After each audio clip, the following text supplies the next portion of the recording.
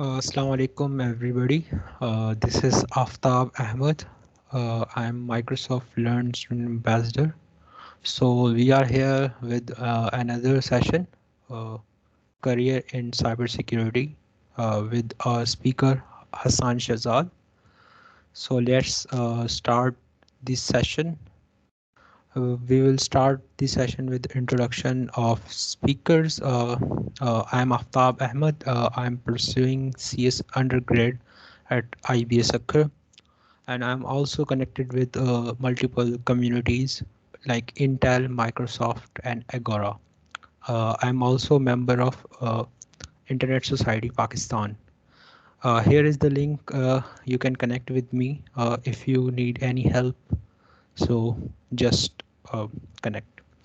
So over to Hassan Shahzad. Yeah, thank you, Aftab. Am I audible now? Yes. Okay, I should share my webcam screen also. So, my camera is visible to you?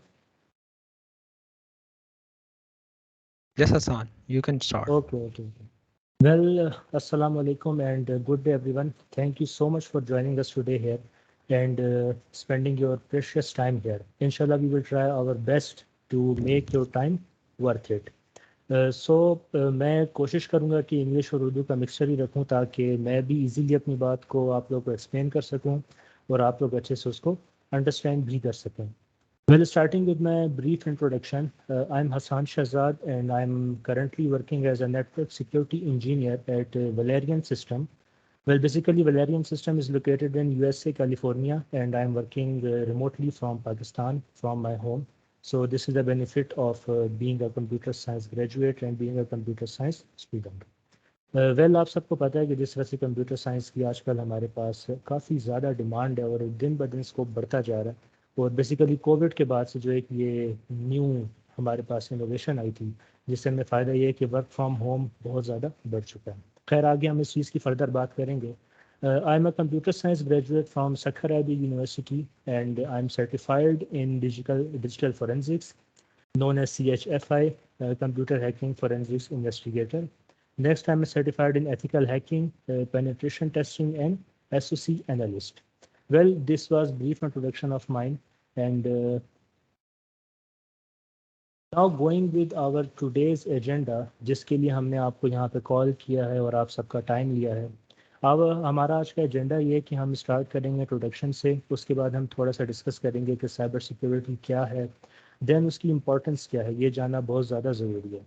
उसके बाद हम कुछ cyber crimes और जो दुनिया में बहुत famously hacks हुए हैं उनके बारे में डिस्कस करेंगे कि किस तरह से साइबर सिक्योरिटी पिछले 10 से 15 सालों के अंदर बहुत ज़्यादा बूम हुई है हमारी पूरी दुनिया के अंदर. देन मैं आप लोगों को कुछ टूल्स और वेबसाइट्स दिखाऊंगा जिससे आप लोग खुद को प्रोटेक्ट कर सकते हैं. अगेन उसके बाद वाली जो हमारा स्लाइड होगी वो प्रोटेक्ट योर सेल्फ ही होगी. देन हम बात करेंगे कि आप अगर साइबर सिक्योरिटी में अपना करियर परस्यू करना चाहते हैं तो उसके लिए आपको क्या क्या चीज़ें दरकार होंगी या आपको कौन कौन सी एक्सपर्टीज़ एंड चीज़ें आपको चाहिए होंगी. हम ये सारा आज डिटेल में डिस्कस करेंगे. Then I show you some job opportunities Pakistan के अंदर भी एंड रिमोटली भी. As I am working remotely so remote jobs का बताना भी ज़रूरी है. उसके बाद आफ्ताब आप लोगों से शेयर करेगा कुछ माइक्रोसॉफ्ट की सर्टिफिकेशंस जो कि cyber security and information security के अंडर हैं और वो फ्री है. ये आप लोग के लिए गुड न्यूज़ है. देन आप लोग Microsoft learn student ambassador program के लिए किस तरह से अप्लाई कर सकते हैं, किस तरह से आप लोग माइक्रोसॉफ्ट के एक एम्बेसडर बन सकते हैं. एंड लास्ट में हम अपना जो कंक्लूजन करेंगे क्वेश्चन आंसर सेशन के साथ. मेरी कोशिश होगी कि मैं ज़्यादा टाइम क्वेश्चन आंसर्स को दूं ताकि आप सबकी जितनी भी क्वेरीज हैं उनको मैं एंटरटेन कर सकूं और आप लोगों के सारे डाउट्स आज मैं क्लियर कर दूं रिलेटेड टू साइबर सिक्योरिटी, चाहे वो कैरियर से रिलेटेड हो या जो भी हो. सो स्टार्ट करते हैं हम अपना आज का सेशन. मैं स्टार्ट करूंगा एक ब्रीफ हिस्ट्री से ताकि आप लोग को एक इन्फॉर्मेशन हो रही जो जिससे हम कहते हैं पस मंज़र आप लोग के जहन में रहे कि साइबर स्पेस क्या है. साइबर सिक्योरिटी तो हम हमेशा से सुनते आए हैं बट साइबर स्पेस बहुत कम लोगों ने सुना होगा आप में से भी कि साइबर स्पेस बेसिकली होती क्या है. वेल देखें, हम एक वर्ल्ड के अंदर रहते हैं, एक हमारी फिजिकल एग्जिस्टेंस है, हमारी दुनिया है जिसके अंदर हम रहते हैं. इसी तरह एक डिजिटल वर्ल्ड है जिसको हम साइबर स्पेस कहते हैं. जब हम डिजिटली कनेक्ट हो जाते हैं, इस टाइम भी हम माइक्रोसॉफ्ट टीम्स एक प्लेटफॉर्म है, उसके थ्रू इंटरनेट के थ्रू हम कनेक्टेड हैं, तो ये एक साइबर स्पेस है। साइबर स्पेस में हमारे पास हमारे सारे जितनी भी डिवाइसेस हैं इंटरनेट कनेक्टेड या इंटरनेट केपेबल डिवाइसेस, चाहे स्मार्टफोन्स हों, laptops, smart TVs, mobile phones, कुछ भी हो, जो चीज़ इंटरनेट से कनेक्ट हो जाती है वो उसको हम कहते हैं एक स्मार्ट चीज़ है। ठीक है, साइबर स्पेस के अंदर ये सारी चीज़ें आपस में कनेक्ट होती हैं और कम्युनिकेट करती हैं और ये अपनी ही एक दुनिया बनाती हैं। अब फॉर एग्जांपल अगर आप में से किसी ने हमें अमेरिका से ज्वाइन किया हो या किसी ने हमें साउथ अफ्रीका से ज्वाइन किया हो, तो इजीली एक लिंक पे क्लिक करके आप हमारे साथ इस मीटिंग के अंदर कनेक्ट हो गए। How? This is cyber space. पूरी दुनिया को कनेक्ट किया गया है एक वर्चुअल जो हमारा वर्ल्ड है उसके अंदर। वर्चुअल रियलिटी, आप लोगों ने काफ़ी लोगों ने आप में से ये वर्ड सुना होगा कि वर्चुअल रियलिटी क्या होती है, वर्चुअल वर्ल्ड क्या होता है। So this is that thing. ARPANET का यहाँ पे जिक्र है। जब इंटरनेट इन्वेंट हुआ, इंटरनेट इस तरह से इन्वेंट हुआ था कि अमेरिका का जो मिलिट्री विंग था और उनकी जो कुछ रिसर्च की फैसिलिटीज़ थी, उन्होंने अपना एक नेटवर्क बनाया था। ठीक है, उस नेटवर्क को उन्होंने फिर 1969 के अंदर पब्लिक कर दिया था। पब्लिक इस तरह से किया था कि उन्होंने जितनी भी रिसर्चेस की थी वो चाहते थे कि पूरी दुनिया से, स्पेशली पहले तो उन्होंने स्टार्ट अमेरिका से किया था, देन वो पूरी ग्लोबल लेवल पे उसको उन्होंने एक्सपेंड कर दिया था। वो चाहते थे कि पूरी दुनिया से लोग हमारे साथ कनेक्ट हों, रिसर्च शेयर करें, इंफॉर्मेशन शेयर करें, ताकि पूरी दुनिया को इससे फ़ायदा हो। आप देखें आज का जो इंटरनेट है वो भी यही काम कर रहा है। आप गूगल पे कोई भी सर्च डालते हैं, Google with in nano seconds आपको हंड्रेड्स ऑफ थाउजेंड्स ऑफ जो सर्च रिजल्ट्स हैं वो शो करा देता है। ये सब कैसे होता है? ये सब एक नेटवर्क के थ्रू होता है। नेटवर्क होता है कनेक्शन ऑफ डिवाइसेस जो कि आपस में एक दूसरे के साथ कनेक्टेड है। 1969 में जब आर्पानेट बना था तो उस टाइम पे वो इनिशियली पब्लिक नहीं था, वो सिर्फ लिमिटेड था जो अमेरिका की बड़ी यूनिवर्सिटीज़ हैं, एमआईटी, हार्वर्ड, उन तक, और जो उनका मिलिट्री विंग था वहाँ तक। फिर जब 1970s के एंड में और 80s में पर्सनल कंप्यूटर्स इन्वेंट हुए, पहला पर्सनल कंप्यूटर आईबीएम ने बनाया था जो कि उन्होंने पब्लिकली सबके लिए अवेलेबल कर दिया था। उसके बाद इन्होंने नेटवर्क को बढ़ाना शुरू किया, लोगों ने पूरी दुनिया से ज्वाइन करना शुरू किया और इस चीज़ को बूम दी WWW ने, वर्ल्ड वाइड वेब, जिसको 1991 के अंदर टिम बर्नर्स ली ने इन्वेंट किया था। और इसकी फिर आगे जाके और भी बहुत सारी कंट्रीब्यूशंस थी वेब के अंदर, HTTP, HTTPS, और एक लैंग्वेज है जिसे हम HTML कहते हैं, वो भी टिम बर्नर्स ली ने ही इन्वेंट की थी। वेल बेसिकली WWW क्या है? World wide web. सिंपल अगर हम इसके तीनों वर्ड्स को डिफाइन करें, एक ऐसा वेब, एक ऐसा जाल जो कि पूरी दुनिया में फैला हुआ है। आपने अगर स्पाइडर के वेब को कभी गौर से देखा हो तो उसके जितने भी कनेक्शंस होते हैं वे दूसरे के साथ अटैच्ड होते हैं। इसी तरह जो WWW है पूरी दुनिया से लोगों को इंटरनेट के थ्रू आपस में कनेक्ट करता है, इंफॉर्मेशन शेयरिंग के लिए, डाटा शेयरिंग के लिए। लोग इंफॉर्मेशन लेते हैं, अपनी नॉलेज में इजाफा करते हैं, या वो खुद कोई रिसर्च करते हैं तो उसको लोगों के साथ शेयर करते हैं। ये एक क्रिएशन थी साइबर स्पेस की। ये बताना आप लोग को इसीलिए ज़रूरी था क्योंकि देखें पूरी दुनिया से लोग कनेक्ट हो गए। 1991 से लेके अब तक ये चीज़ बिलियंस ऑफ डिवाइसेस के अंदर डिस्ट्रीब्यूट हो चुकी है। तो एक न्यू डिजिटल वर्ल्ड हमारे पास क्रिएट हुआ। नेक्स्ट, साइबर सिक्योरिटी को जानने के लिए साइबर स्पेस का बताना ज़रूरी था। देखें, अब फॉर एग्जांपल अगर मैं रियल लाइफ की एग्जांपल दूं आप लोग को कि दुनिया में अब जिस तरह फॉर एग्जांपल मैं कोई एक बैंक खोलता हूं, मैंने बैंक खोला, बैंक खोलने के बाद मुझे उसकी एक सिक्योरिटी सिस्टम को बनाना बहुत ज़रूरी है क्योंकि बैंक में हमारे पास पैसा होता है, मनी। अब मैं क्या करूंगा? एंट्रेंस पे सिक्योरिटी चेक्स लगाऊंगा, सिक्योरिटी गार्ड को खड़ा करूंगा। ठीक है, इसी तरह अगर हम किसी दूसरी कंट्री में विजिट करते हैं, अब एक कंट्री से दूसरी कंट्री में इमिग्रेंट बन के जाते हैं, तो हमें बहुत सारे जगहों से, चेक पोस्ट से होकर गुजरना पड़ता है, बॉर्डर्स क्रॉस करने पड़ते हैं। Same goes for cyber security. मैंने बताया कि साइबर सिक्योरिटी एक डिजिटल वर्ल्ड है, उसमें भी हमें सिक्योरिटी की ज़रूरत है। बैंक में सिक्योरिटी गार्ड क्यों होता है? ताकि कोई आके पैसे ना चुराए, लोगों की इंफॉर्मेशन ना चुराए। इसी तरह साइबर सिक्योरिटी की भी ज़रूरत है कि साइबर स्पेस के अंदर आपकी जितनी भी इंफॉर्मेशन है, अब मैं एग्जांपल लेता हूँ सोशल मीडिया वेबसाइट्स की, फेसबुक। आप अगर मेरा फेसबुक भी इस टाइम ओपन करें, आप फेसबुक की सर्च में जाए, हसान शहजाद टाइप करें, मेरी आईडी आपको शो हो जाएगी। ये मेरी पब्लिक इंफॉर्मेशन है। ठीक है, इस पर मैंने कंसेंट किया है कि yes, I am willing to share this information, I am willing to share my personal information with all the world. ठीक है, ये पब्लिक कर दी मैंने। लेकिन कुछ चीज़ें ऐसी होती हैं जो पब्लिक नहीं होनी चाहिए। मेरे क्रेडिट कार्ड डिटेल्स, हो सकता है मैं चाहूँ मेरा मोबाइल फ़ोन भी पब्लिक ना हो, ठीक है। मेरी बर्थ डेट, मेरा CNIC number, very important thing. या पाकिस्तान में तो इस चीज़ का वो हमारे पास सिस्टम कम है, लेकिन अगर हम फ़ॉरेन में जाएं तो वहाँ पे जो हेल्थ डॉक्यूमेंट्स होते हैं, वहाँ पे हर एक इंडिविजुअल पर्सन अगर कभी भी किसी हॉस्पिटल को विज़िट करे तो उनकी पूरी की पूरी एक डेटाबेस क्रिएट हो जाता है जिसमें उनकी इंफॉर्मेशन होती है। तो वो ये भी चाहते हैं कि ये चीज़ भी कोई दूसरा बंदा एक्सेस ना करे। पर्सनल इंफॉर्मेशन इतनी ज़्यादा इंपॉर्टेंट है। बट पाकिस्तान में अक्सर क्या होता है, लोग कहते हैं कि नहीं जी मेरी कौन सी इंफॉर्मेशन हैक हो जानी है या मेरी आईडी हैक हो जाएगी, मैं दूसरी बना लूँगा, दिस एंड दैट। सो ये आप लोगों को बताना ज़रूरी था कि साइबर स्पेस के अंदर हमारी अपनी पर्सनल इंफॉर्मेशन है, हमें इसको शेयर करना है। अब आपका CNIC पाकिस्तान के अंदर ही कितने ज़्यादा डिपार्टमेंट्स के पास होगा। फॉर एग्जांपल आपने ऑनलाइन जॉब्स के लिए अप्लाई किया, वहाँ आपने CNIC दिया, आपने अपनी रेज्यूमे शेयर की, आपने अपना मोबाइल नंबर शेयर किया। पब्लिक वेबसाइट्स कुछ ऐसी हैं जिस पे अगर आप अपना नेम सर्च करें तो वो आपको ये भी बता देती हैं कि किस किस वेबसाइट के ऊपर या किस किस जगह पे आपका इस ये नेम रजिस्टर्ड है, आपका फ़ोन नंबर रजिस्टर्ड है। सारी इंफॉर्मेशन इजीली एक्सेसिबल है। तो इस वजह से साइबर सिक्योरिटी को बनाया गया कि जब एक रियल वर्ल्ड में हम अपनी चीज़ों को प्रोटेक्ट करते हैं तो वर्चुअल वर्ल्ड के अंदर भी प्रोटेक्ट करना है, ठीक है। ये इस वजह से इंपॉर्टेंट था। अब ये एक ऑर्गेनाइजेशन है NIST, national institute of standards and technology. ये वर्ल्ड लीडिंग एक वेबसाइट है और एक पूरी ऑर्गेनाइजेशन है जो कि साइबर सिक्योरिटी को डील करती है। उनकी बहुत ही सिंपल सी एक डेफिनेशन है, cyber security is the ability to protect cyberspace from attacks. Real world में अटैक्स होते हैं, ठीक है। रियल वर्ल्ड में हम कंट्रीज क्या करती हैं, जितनी भी कंट्रीज हैं उन्होंने अपने डिफेंस सिस्टम्स बनाए हैं, मिसाइल्स हैं, न्यूक्लियर है, उनके पास आर्मी है, सब कुछ है।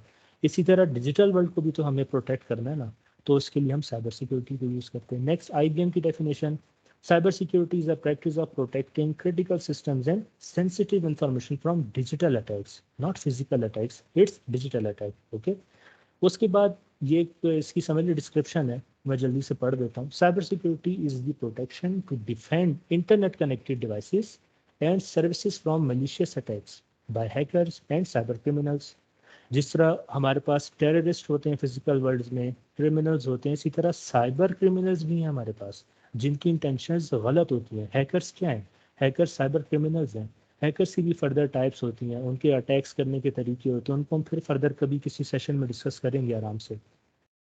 सो उसके बाद कंटिन्यू है, the practice is use to by companies to protect against phishing attacks, ransomware attacks, data breaches, financial losses, etcetera etcetera. ये सब चीज़ें क्या हैं ये मैं आगे आप लोग को बताऊंगा। ये टाइप्स ऑफ अटैक्स हैं, अटैक्स करने के टाइप्स हैं, ठीक है। आगे चलते हैं। Okay, importance of cyber security. अब वहाँ तो मैंने पहले आपको बता दिया साइबर स्पेस क्या है, फिर मैंने बताया कि उस साइबर स्पेस को हम प्रोटेक्ट करते हैं साइबर सिक्योरिटी से। लेकिन क्यों करते हैं ये थोड़ा भी मैं डिस्कस कर चुका हूँ। पहली पहली जो मेरी एक पॉइंट है वो है 5th जनरेशन वॉरफेयर। देखें, लास्ट कुछ ईयर्स में जब से साइबर अटैक्स बढ़ने लगे हैं, कभी आप लोग ने ये सोचा कि वर्ल्ड वॉर 2 कितने सालों पहले हुई थी और उसके बाद कभी वर्ल्ड वॉर नहीं हुई? अल्लाह ना करे कभी हो, बट उसके बाद कभी वर्ल्ड वॉर नहीं हुई। क्यों नहीं हुई? हर कंट्री इतना कैपेबल हो चुका है, स्पेशली जो बड़े कंट्रीज हैं वो इतने ज़्यादा कैपेबल हैं कि वो विद इन सेकेंड्स बहुत सारे कंट्रीज को इस दुनिया से मिटा सकते हैं बिकॉज ऑफ न्यूक्लियर। न्यूक्लियर जो उनके पास मिसाइल्स हैं, न्यूक्लियर उनके पास जितनी भी फैसिलिटीज़ हैं, ठीक है। यही रीज़न है कि अब जो अटैक्स हैं या जो जंग है या जो वॉर्स हैं वो एक दूसरी शक्ल इख्तियार करती जा रही है। जितने भी एडवांस कंट्रीज हैं इंक्लूडिंग पाकिस्तान, उन सब ने अभी देखें बहुत बहुत टाइम हो गया कोई ऐसा कॉन्फ्लिक्ट हुआ हुआ, अल्लाह ना करे कभी ऐसा हो। तो 5th जनरेशन वॉरफेयर क्या है, सिंपली मैं आपको एक्सप्लेन करूं, इसके बारे में मैं चाहूँगा कि आप फर्दर गूगल करें, आप लोग समझें इस चीज़ को, ये बहुत एक इंपॉर्टेंट फिनोमेना है। 5th जनरेशन वॉरफेयर क्या है? Digital war. अभी सब कुछ डिजिटल होता है। आगे मैं आप लोग को जब कुछ प्रीवियस या फेमस अटैक्स के बारे में बताऊंगा तो वो सब के सब लीड करते हैं 5th जनरेशन वॉरफेयर में आके, ठीक है। और यहाँ पे आप लोग इस बात को जान के, कुछ लोग शायद जानते हो लेकिन मेजॉरिटी शायद ना जानती हो, कि साइबर सिक्योरिटी में जो दुनिया को कंट्री लीड कर रही है वो है इसराइल। इसराइल इस टाइम नंबर 1 पर है साइबर सिक्योरिटी में। उनका हर बच्चा अपने स्कूल से एथिकल हैकर, पेनिट्रेशन टेस्टिंग, इस तरह की सारी चीज़ें सीख के निकलता है। जब तक वो अपने बच्चों को ये सब नहीं सिखाते वो उनका पास आउट नहीं होने देते। उनके कंट्री में हर बच्चा, हर मर्द, औरत, बूढ़ा सब साइबर सिक्योरिटी में एक्सपर्ट है। इसकी एक रिकमेंडेशन वीडियो भी है आप लोग के लिए, वो मैं एंड में आप लोग के साथ शेयर करूंगा। So moving forward, protection of personal data information and identification, as I told earlier कि ये चीज़ बहुत इंपॉर्टेंट है। आप अपनी पिक्चर किसी के साथ क्यों शेयर करेंगे? आप सोचें कि आप कोई अनोनिमस वेबसाइट कभी विजिट कर रहे हैं, ठीक है, आपको लगा हो कि किसी हैकर ने कहीं किसी बैंक की इंफॉर्मेशन स्टील करके उसको इंटरनेट के ऊपर पब्लिक कर दिया। आप देख लें कि जी अच्छा किस किस का डाटा है, और आपको सडनली अपना मोबाइल नंबर या आपके बच्चों की या आपके घर की या आपकी अपनी कोई तस्वीर दिख जाए, तो आप सोचें आपको कैसा फील होगा। पूरी दुनिया उसको देख रही है। तो आप इस चीज़ के बारे में थोड़ा सा अटेंटिव रहना चाहिए, हमें रहना पड़ेगा कि हम अपनी पर्सनल चीज़ें क्यों किसी को देखने दें। इंफॉर्मेशन आइडेंटिफिकेशन हमें सिक्योर रखना है इस चीज़ को। इस चीज़ को इंश्योर करने के लिए जो बड़ी ऑर्गेनाइजेशंस हैं, निस्ट है, आईबीएम है, इसी तरह कुछ IEEE की जो प्रोटोकॉल्स हैं, उन्होंने एक समझिए एक प्रोसेस बनाया, सिंपल सा CIA ट्रायड कहते हैं उसको, ट्रायंगल की तरह। Confidentiality, integrity and availability. ये किस चीज़ को श्योर करता है कि आपका जो डाटा है या किसी का भी डाटा है वो कॉन्फिडेंशियल हो। अगर मैं किसी ऑफिस में काम करता हूँ और मैं अपने बॉस के अंदर हूँ, ठीक है, अब ये मैं आप लोग को रियल वर्ल्ड सिनारियो से एक्सप्लेन करता हूँ। कॉन्फिडेंशियलिटी क्या होगी कि जो डाटा जिसके देखने का है वो वही बंदा देखे, उसी को एक्सेस हो। ऐसा नहीं है कि कोई समझें कि कंपनी के CEO लेवल का कोई डिसीजन है या कोई ईमेल है और मैं एक जूनियर लेवल पे काम कर रहा हूँ तो मुझे शो होनी चाहिए, ऐसा कभी भी नहीं होता, वो मुझे भेजेंगे भी नहीं, ठीक है। सो कॉन्फिडेंशियलिटी क्या है कि कुछ कॉन्फिडेंशियल डॉक्यूमेंट्स होते हैं, इंपॉर्टेंट चीज़ें होती हैं, सीक्रेट्स होते हैं, जो कि उन्हीं लोगों को मिलने चाहिए जिनके लिए वो इंटेंडेड है, जिनके साथ वो शेयर किए हैं। नेक्स्ट, इंटेग्रिटी क्या है कि आपके डाटा को कोई चेंज ना कर सके, आपके डाटा की इंटेग्रिटी बरकरार रहनी चाहिए। जिस फॉर्म में आपका डाटा स्टोर है उसी फॉर्म में रहना चाहिए। ऐसा नहीं कि कोई आके उसको चेंज कर दिया, उसके साथ टेम्परिंग परफॉर्म करे। उसके बाद होती है अवेलेबिलिटी। अवेलेबिलिटी क्या है कि जिस टाइम डाटा की मुझे ज़रूरत है मुझे वो डाटा एक्सेस हो, ठीक है। इसकी एक और एग्जांपल मैं आप लोग को आगे दूंगा जब मैं टैक्स के बारे में डिस्कस करूंगा। उसके बाद होती है रेपुटेशन। रेपुटेशन किस तरह से बरकरार रखी जाती है? फॉर एग्जांपल अगर समझें कि फेडरल बोर्ड का 10th का रिजल्ट अनाउंस होना है, आप ये सोचें कि थाउजेंड्स ऑफ लोगों ने एक साथ उस वेबसाइट को एक्सेस किया होगा कि जी आज रिजल्ट आना है, हमें रिजल्ट देखना है, या किसी गवर्नमेंट जॉब का रिजल्ट अनाउंस होना है, तो कितने सारे लोगों ने उसको एट अ टाइम ओपन किया होगा। अब जो हमारे ये जो कंप्यूटर्स होते हैं, सर्वर्स होते हैं बैकएंड पे वेबसाइट्स के, जहाँ पे सारी इंफॉर्मेशन शो हो रही होती है, तो सर्वर्स की भी अपनी लिमिटेशंस होती हैं। ऐसा नहीं होता कि उसमें आप 2 लाख एक साथ रिक्वेस्ट भेज दें तो वो उनको एंटरटेन कर दे, ऐसा कभी भी नहीं होता। सो रेपुटेशन को मैं यहाँ इस तरह से लिंक कर रहा हूँ कि फॉर एग्जांपल एक हैकर है, उसने एक अटैक होता है जिसको हम कहते हैं DDoS, इसके बारे में मैं आगे डिस्कस करूँगा, distributed denial of service attack. उस अटैक में क्या होता है कि जो हैकर है ना, वो सर्वर के ऊपर मल्टीपल टाइम्स बहुत सारी रिक्वेस्ट को सेंड करता है। सही है, आप समझें कि मिलियंस ऑफ रिक्वेस्ट को सेकंड्स के अंदर सेंड करता है।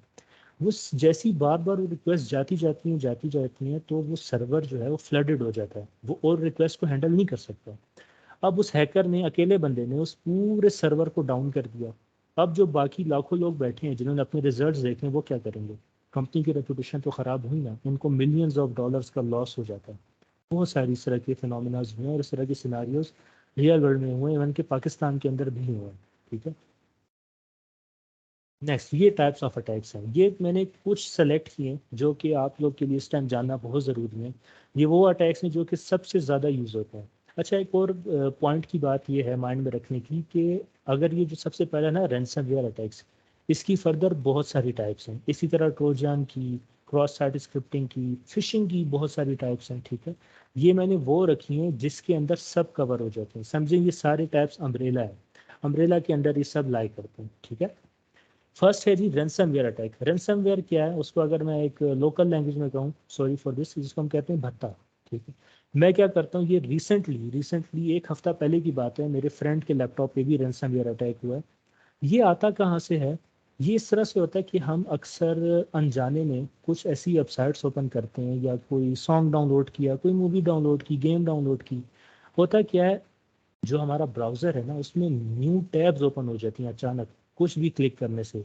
या ब्राउज़र के बैकएंड पे हमारे पास पॉपअप्स ओपन होते हैं जिनको हम पॉपअप एड्स कहते हैं। ये भी वायरस की एक टाइप होती है, इसको हम कहते हैं एडवेयर। ये अनॉय करता है आपको, लेकिन अनॉय करने के साथ साथ ना अक्सर हमें पता नहीं चलता उस सॉफ्टवेयर के साथ या उस गेम या किसी भी चीज़ के साथ हम अनवांटेड चीज़ों को भी डाउनलोड करके इंस्टॉल कर बैठते हैं, हमें पता नहीं चलता। सेकेंडली ये आता है जो हम सॉफ्टवेयर्स को क्रैक करते हैं। हम खुश है कि जी विंडोज़ हमने ले ली, विंडोज़ 30 रुपये की 50 रुपये की सीडी लाया, उसको हमने इंस्टॉल किया, जी विंडोज़ इंस्टॉल हो गई और ये ओरिजिनल विंडोज़ है। अगर आप ओरिजिनल विंडोज़ की कीमत देखें ना तो आपको पता चल जाएगा कि इसमें ज़मीन आसमान का फ़र्क होता है। माइक्रोसॉफ्ट वाले एक लाइसेंस आपको प्रोवाइड करते हैं अथेंटिक चीज़ का, हमेशा लाइसेंस होता है। इसी तरह अगर आप एडोबी की कोई प्रोडक्ट बाय करते हैं, एडोबी प्रीमियर या इलस्ट्रेटर या फोटोशॉप, तो वहाँ पे भी सेम इसी तरह होता है। जितने भी सॉफ्टवेयर्स हैं वो हमेशा बाय किए जाते हैं, एक अथेंटिक तरीका यही है। लेकिन हम क्या करते हैं, हम जी किसी भी वेबसाइट पे गए, टॉरेंट की वेबसाइट पे गए, वहाँ से डाउनलोड किया, डाउनलोड करके साथ ही उसकी क्रैक दिया होता है, की दी होती है। आईडीएम की एग्जांपल ले लेता हूँ, इंटरनेट डाउनलोड मैनेजर, तो हम उसको क्रैक कर लेते हैं। अब वो क्रैक किस तरह से बनता है, वो किसी ना किसी कंप्यूटर प्रोग्रामर ने बनाया होता है, वो कंपनी खुद नहीं देती। अगर कंपनी नहीं देना होता तो वो सॉफ्टवेयर को सेल क्यों करते, ठीक है।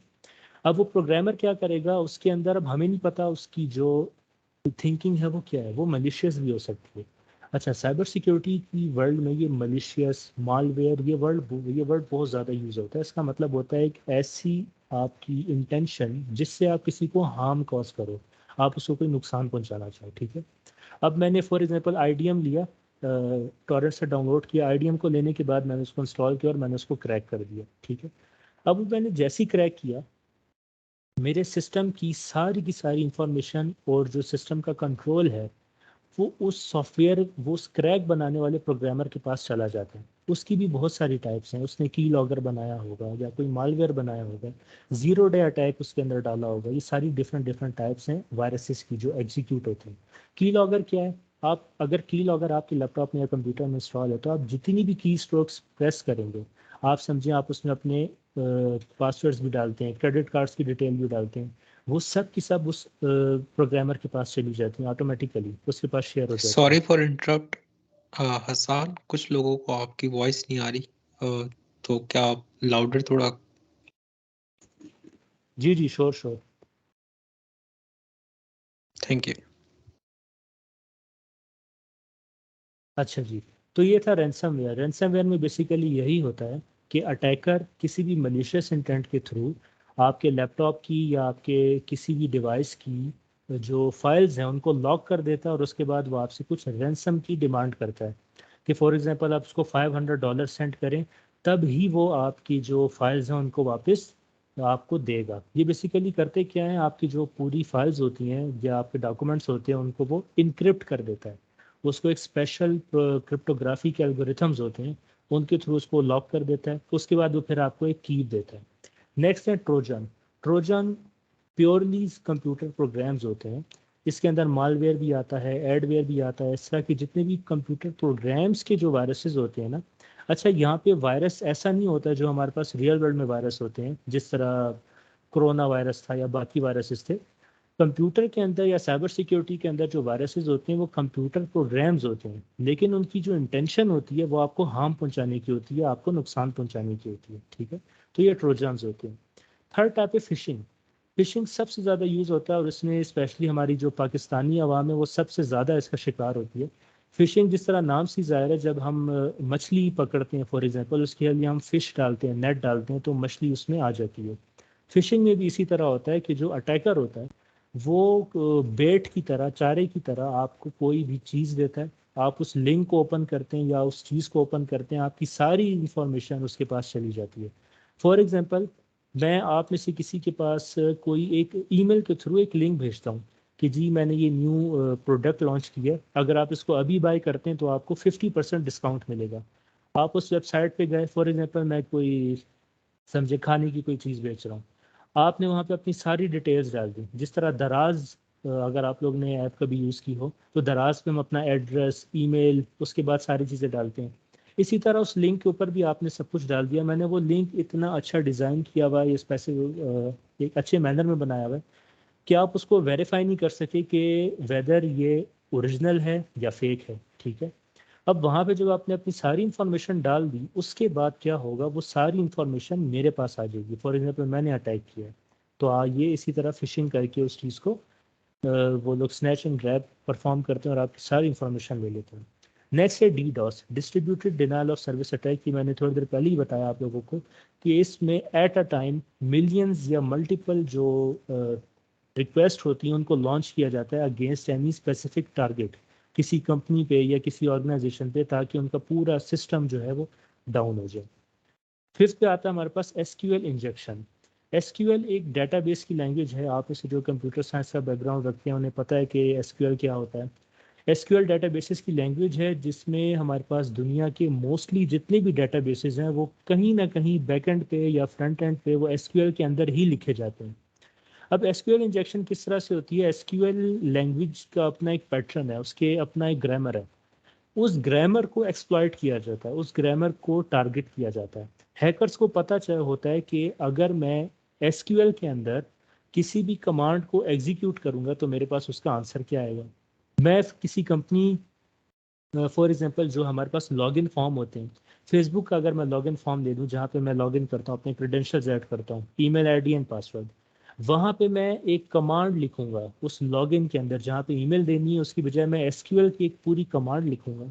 उस कमांड से क्या होगा, अगर तो फेसबुक वालों ने बैकएंड पे अपना सिस्टम स्ट्रांग रखा हुआ है तो मैं उसको एक्सेस नहीं कर सकूंगा, वरना मैं उसको एक्सप्लॉइट करूंगा, उसमें एक बैकडोर क्रिएट करूंगा और मैं उनकी सारी इंफॉर्मेशन ले सकता हूँ। फेसबुक पे बिलियंस ऑफ पीपल का डाटा पड़ा हुआ है, बिलियंस, जिसमें से हम सब भी शामिल हैं। सो आप सोचें ये भी हो सकता है। नेक्स्ट है क्रॉस साइट स्क्रिप्टिंग, जिसको XSS भी कहते हैं।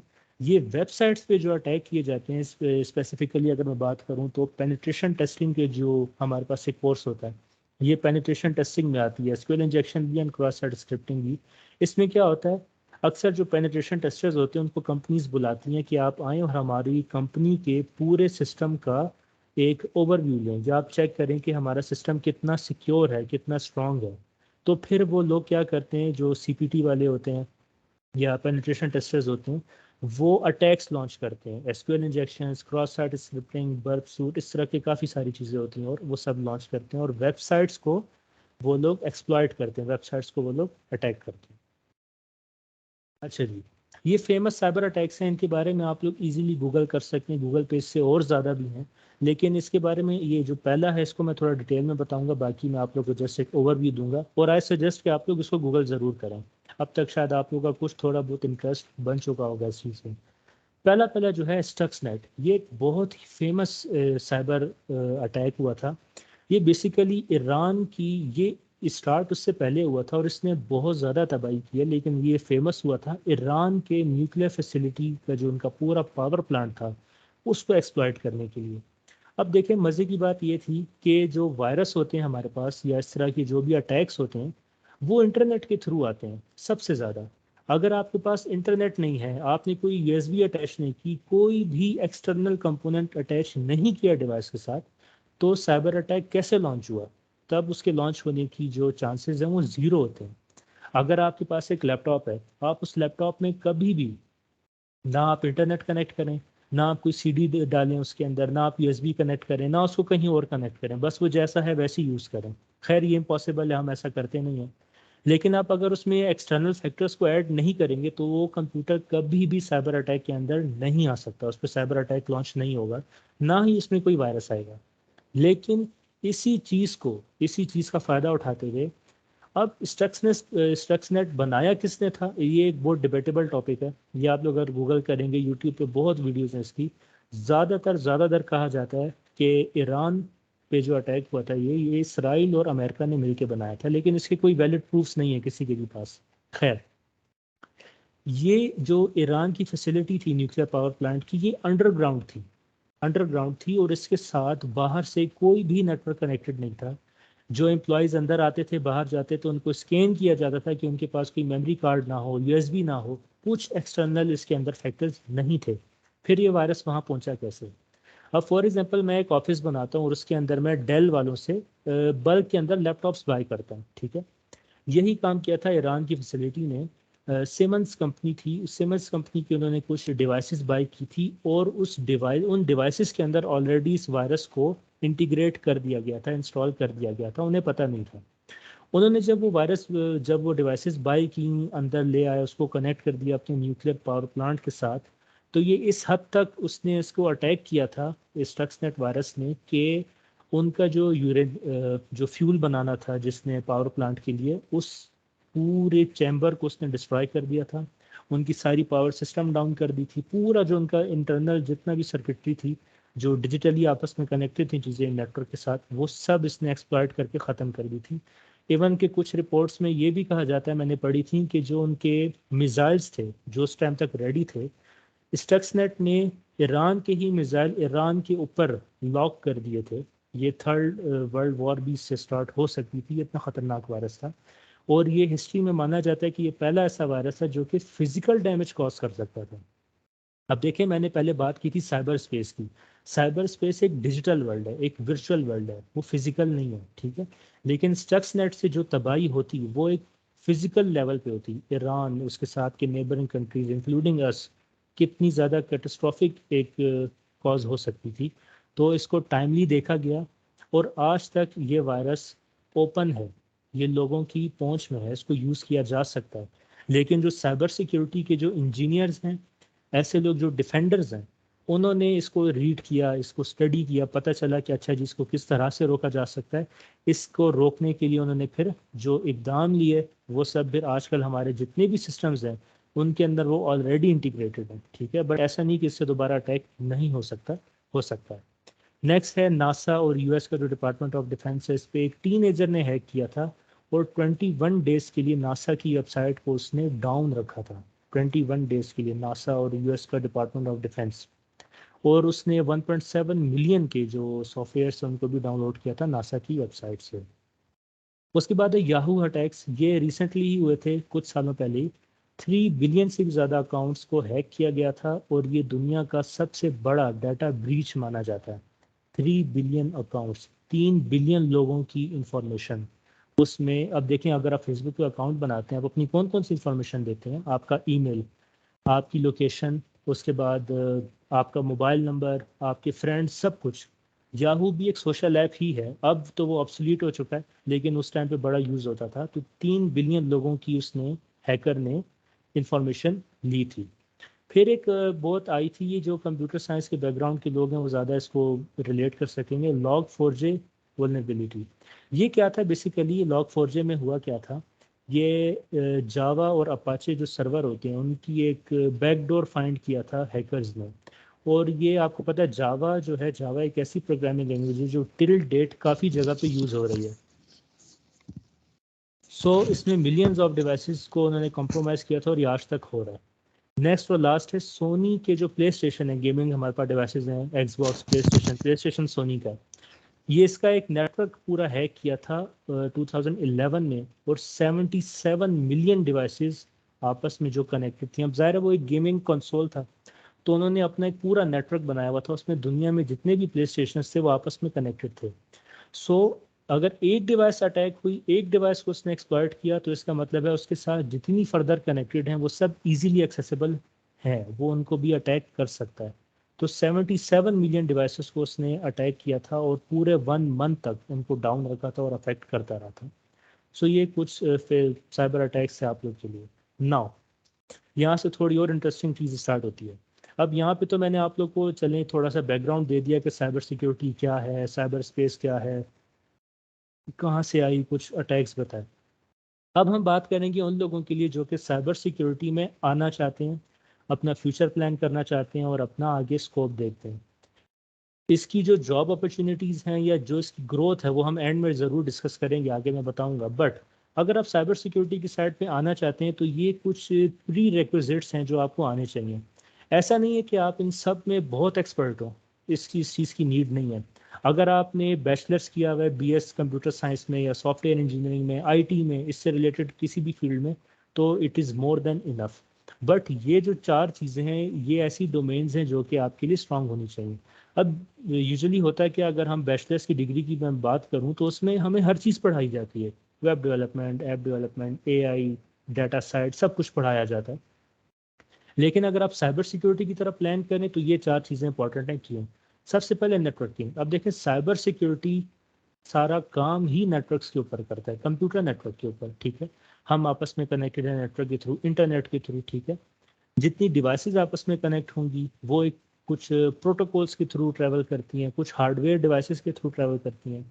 अच्छा, तो ये नेटवर्किंग का आना ज़रूरी है। अब इसमें सिस्टम एडमिन से मेरा क्या मुराद था कि सिस्टम की एडमिनिस्ट्रेशन आपको पता होनी चाहिए।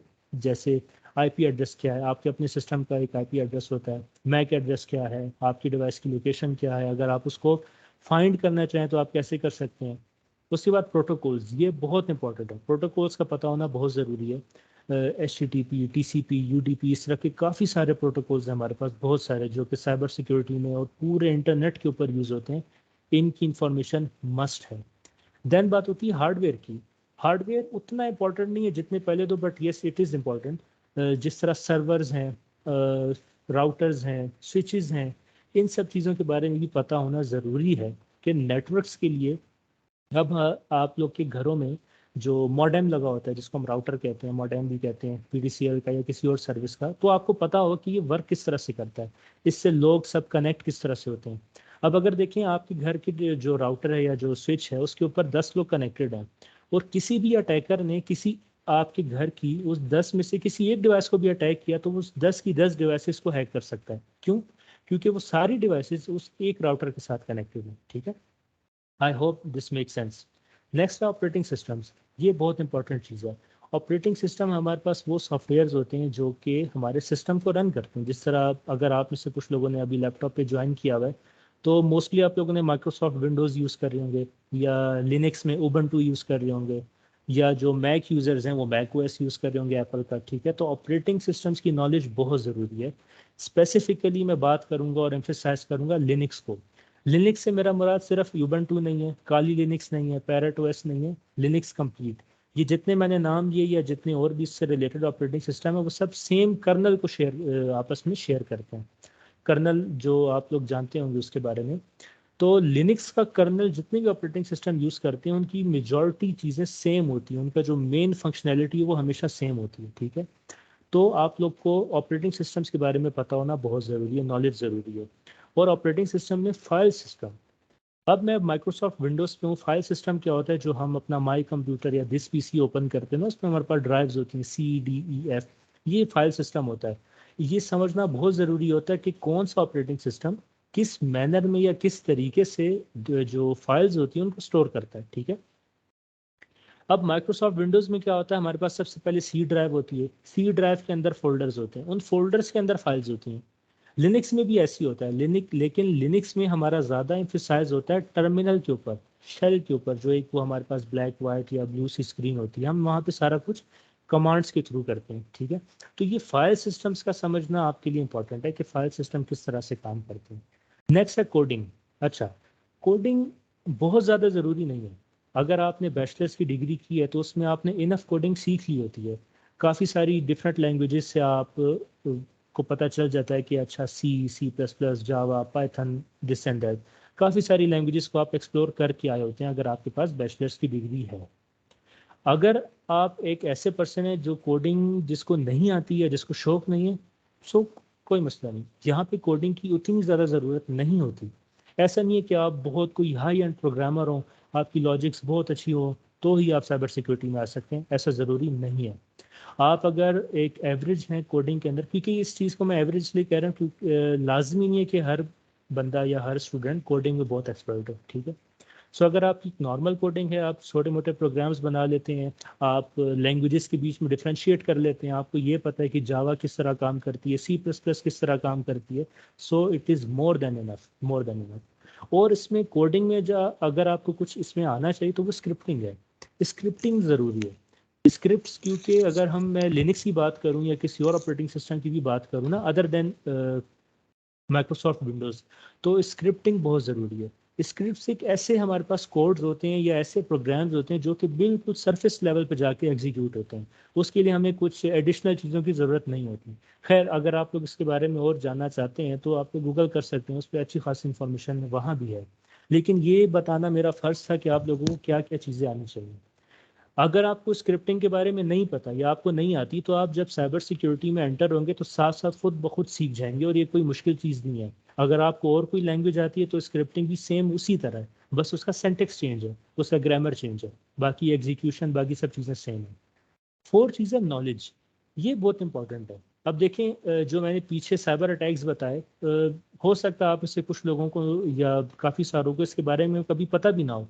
मुझे भी नहीं पता था, मैं जब तक साइबर सिक्योरिटी में नहीं आया था मुझे इनके बारे में नहीं पता था। मैं आया, मैंने स्टडी किया, मुझे पता चला। इसी तरह आपके जब आप साइबर सिक्योरिटी में आना चाहें या आ रहे हों, तो आपको इन चीज़ों का पता होना बहुत ज़रूरी है। और अगर आप साइबर सिक्योरिटी में नहीं भी आना चाहते, तो हमारे पास काफ़ी लोग ऐसे भी हैं जिन्होंने ज्वाइन किया, जो कि ऑलरेडी एक अच्छे कैरियर में काम कर रहे हैं, उनकी सब कुछ ठीक चल रहा है। आप कैरियर स्विच नहीं भी करना चाहते, तब भी साइबर सिक्योरिटी का आपको पता होना ज़रूरी है, क्योंकि इंटरनेट तो वो लोग भी यूज़ कर रहे हैं, बाकी लोग भी यूज़ कर रहे हैं, सब यूज़ कर रहे हैं। तो नॉलेज इंपॉर्टेंट है। आप खुद अपने आप को अप टू डेट रखें, और न्यू टेक्नोलॉजीज़ के बारे में पता होना लाजमी है, ठीक है। For example AI, blockchain. Blockchain इसलिए इंपॉर्टेंट है, साइबर सिक्योरिटी से भी इसका बहुत ही अच्छा एक लिंक है। साइबर सिक्योरिटी में एक बहुत इंपॉर्टेंट फिनोमेना है हमारे पास, जिसको हम कहते हैं क्रिप्टोग्राफी। क्रिप्टोग्राफी एक ऐसी स्टडी होती है जिसके अंदर हम इंक्रिप्शन डिक्रिप्शन की बात करते हैं, कि किसी चीज़ को इनकोड किया किस तरह किया जाता है। पासवर्ड्स होते हैं ना, पासवर्ड्स हमारे पास बेसिकली इनक्रिप्टेड होते हैं। अगर मैं इस टाइम विंडोज़ की फाइल में जाऊं, तो जहाँ पे मेरे पासवर्ड सेव हैं, तो एक वो अजीब व गरीब किस्म की उसके अंदर बहुत बड़ी सी एक मेरे पास स्ट्रिंग लिखी होगी या नंबर्स लिखे होंगे, मैं उसको समझ नहीं सकूंगा क्या है। क्यों? क्योंकि वो इनक्रिप्टेड है। वो किसी और चीज़ में, जो मेरा कंप्यूटर, उसने उसको लॉक कर दिया, ताकि कोई अटैकर अगर उस तक पहुंच भी जाए तो वो पता ना कर सके। अब उसकी जो डिक्रिप्शन की है या उसको खोलने की वो मेरे पास है, सही है। तो ये क्रिप्टोग्राफी का ओवरव्यू था। अब जो साइबर सिक्योरिटी में क्रिप्टोग्राफी बहुत यूज होती है, और जो ब्लॉकचेन है, ब्लॉकचेन की जो बेसिस हैं, जिसको हम हैशिंग कहते हैं, हैशिंग के एल्गोरिथम्स हैं, एसएच वगैरह बाकी सब, वो सब क्रिप्टोग्राफी से ही रिलेटेड है। तो साइबर सिक्योरिटी और ब्लॉकचेन इनका आपस में रिलेटेड है, रिलेशन है। अगर देखें, साइबर सिक्योरिटी का हर तरह से रिलेशन है, हर जितनी भी मैंने बताया ना इंटरनेट इनेबल्ड डिवाइसेस हैं, उन सब का साइबर सिक्योरिटी के साथ रिलेशन है। आप इंटरनेट पे जैसे ही कनेक्ट हुए, इस चीज़ का मैक्सिमम चांस है कि कोई भी आके आपको हैक कर सकता है, ठीक है।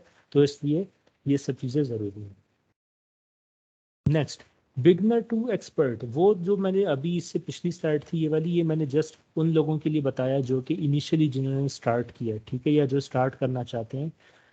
ये उनके लिए जो बिगनर से एक्सपर्ट की तरफ जाना चाहते हैं। आप जब स्टार्ट करेंगे तब आपको पता चलेगा कि ये whether cyber security is for me और नॉट, ठीक है। आपको पता चलता जाएगा आप जैसी जैसी चीज़ों को एक्सप्लोर करेंगे।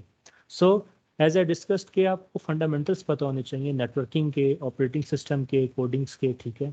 उसके बाद आपको साइबर सिक्योरिटी की डोमेन नॉलेज होनी चाहिए। डोमेन नॉलेज से क्या मुराद है? साइबर सिक्योरिटी में सिर्फ ये चीज़ें नहीं है कि जी एथिकल हैकर हो गया, या पेनिट्रेशन टेस्टिंग हो गई, या फलाना फलाना, ठीक है। साइबर सिक्योरिटी बहुत वास्ट है, बहुत ज़्यादा। उसके बाद आपको बैचलर्स की डिग्री, मेरी ये पर्सनल सजेशन है कि बैचलर्स की डिग्री अगर आपके पास है तो बहुत बहुत अच्छी बात है। अगर आपके पास नहीं है, तो आपको वो जो बाकी चीज़ें हैं ना, उनमें फिर एक्सपर्ट होना पड़ेगा। अगर आपके पास बैचलर्स की डिग्री है, आपने 8 सेमेस्टर्स या 10 सेमेस्टर्स गुजारे हैं, तो ये सारी चीज़ें आप ऑटोमेटिकली सीख जाते हैं। आप इतना वहाँ सीख जाते हैं कि फंडामेंटल्स आप इजीली कवर कर सकते हैं। तो फिर आप जो अपना फोकस है उसको शिफ्ट कर देते हैं साइबर सिक्योरिटी की तरफ, स्पेसिफिकली उसकी तरफ। वरना आपको पहले नेटवर्किंग सीखनी पड़ेगी, ऑपरेटिंग सिस्टम को समझना पड़ेगा, आपको कोडिंग समझनी पड़ेगी, उसमें ज़्यादा टाइम लगेगा, ठीक है। सो आई वुड सजेस्ट कि आपके पास बैचलर्स की डिग्री हो। Then fundamental certification cyber security की, जो इनिशियली आपको एक स्कोप देती हैं साइबर सिक्योरिटी का, एक ओवरव्यू देती हैं कि साइबर सिक्योरिटी क्या है। इनके बारे में मैं आगे बात करूंगा। अच्छा, जब आपने फंडामेंटल्स कर लिए, क्लियर कर लिए, बाकी चीज़ों की आपके पास नॉलेज आ गई, आपके पास एक्सपीरियंस आ गया, तो फिर आप मूव करते हैं एडवांस चीज़ों की तरफ। ये जो राइट पे आप लोग को एक पिक्चर दिख रही है, इसमें जितनी भी सर्टिफिकेशंस लिखी हैं, CISSP, सीसा, सिक्योरिटी प्लस, CES, CISM, सारी, ये सारी एडवांस सर्टिफिकेशंस हैं, except security plus and CEH। ये दो सर्टिफिकेशंस ऐसी हैं जो कि आप बिगनर लेवल पे भी कर सकते हैं। अगर आप बिल्कुल एक न्यू है साइबर सिक्योरिटी में, तो विद स्मॉल और लिटल नॉलेज आप इनको भी परसू कर सकते हैं। लेकिन जो बाकी हैं, स्पेशली CISSP, सीसा और CISM, GCES, ये सारी वो सर्टिफिकेशंस हैं जो कि आपसे एक अच्छा खासा एक्सपीरियंस रिक्वायर्ड करती हैं। मिनिमम 2 इयर्स का एक्सपीरियंस लाजमी है। अगर आप सीसा बनना चाहते हैं, सीसा होता है सर्टिफाइड इंफॉर्मेशन सिस्टम ऑडिटर। ये ऑडिटिंग की जॉब होती है बेसिकली, लेकिन इसमें ये कि आप सारे जो आपका किसी भी कंपनी का जो इंफॉर्मेशन सिस्टम होता है ना, जो सारा आईटी का सिस्टम होता है, आप उसको ऑडिट करते हैं, जाके आप चेक करते हैं कि ये कितना स्ट्रांग है, कितना सिक्योर है, कितना अच्छा बना हुआ है। तो काफ़ी चीज़ें होती हैं इसमें। सो इन सारी सर्टिफिकेशंस के लिए आपके पास कम से कम 2 साल का या 3 साल का जो प्रूवन एक्सपीरियंस है साइबर सिक्योरिटी के अंदर वो ज़रूरी है, वरना आप इसका एग्ज़ाम नहीं दे सकते। कुछ ऑर्गेनाइजेशंस हैं जिस तरह ईसी काउंसिल है, ईसी काउंसिल इस टॉप पर है इन चीज़ों में, जो इन सब चीज़ों को डील कर रही है। ये सीसा, CISSP सब ईसी काउंसिल के थ्रू होते हैं। और एक और ऑर्गेनाइजेशन है इसाका, ISACA, वो सब इन चीज़ों को डील करते हैं। खैर, तो ये एडवांस सर्टिफिकेशंस हैं, लेकिन जो बेसिक लेवल की सर्टिफिकेशंस हैं वो मैं आप लोग को आगे अभी शो भी कराऊंगा, और मैं ये भी बताऊंगा कि आप लोगों ने कहाँ कहाँ से उनको कर सकते हैं, फ्री भी और पेड भी। सही है। So ethical hacking, forensics analysis, malware analysis, ये सारी इसके अंदर बहुत सारी फील्ड है, बहुत सारी। साइबर सिक्योरिटी इटसेल्फ एक अम्ब्रेला है, उसके अंदर बहुत सारी चीज़ें लाई करती हैं। ये सारी चीज़ें बनी क्यों? शुरू में सिर्फ साइबर सिक्योरिटी थी कि आपने अपने नेटवर्क को या अपनी डिवाइसेस को किस तरह प्रोटेक्ट करना है।